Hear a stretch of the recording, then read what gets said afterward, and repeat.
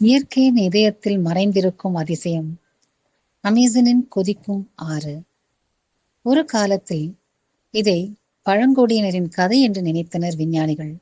ஆனால் இது கதை அல்ல, இது இயற்கையின் அதிசயம். அமேசன் மழைக்காடுகளின் உள்ளே ஓடிக்கொண்டிருக்கிறது ஷனாய் திம்பிஷ்கா நதி.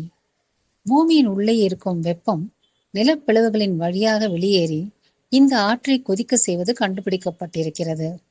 உள்ளூர் மொழியில் ஷனாய் திம்பிஷ்கா என்றால் சூரியனின் வெப்பத்தால் கொதிக்கும் ஆறு என்று பொருள்.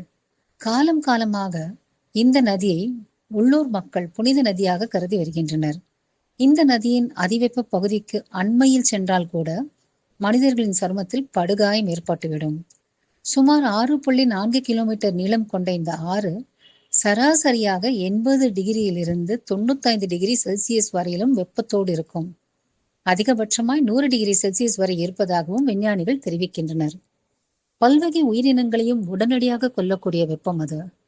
தவளைகள், பூச்சிகள், ஏன் பறவைகளும் கூட தவறுதலாக இந்த நதியில் விழுந்தால் சில நொடிகளிலேயே உயிரோடு சமைக்கப்பட்டுவிடும்.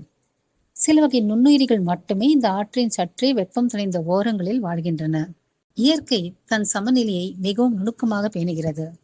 மனித தவறுகளே இயற்கையின் சமநிலையை பாதிக்கின்றன.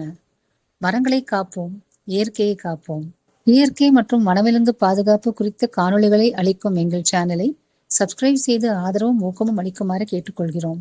நன்றி, வணக்கம். Let nature live.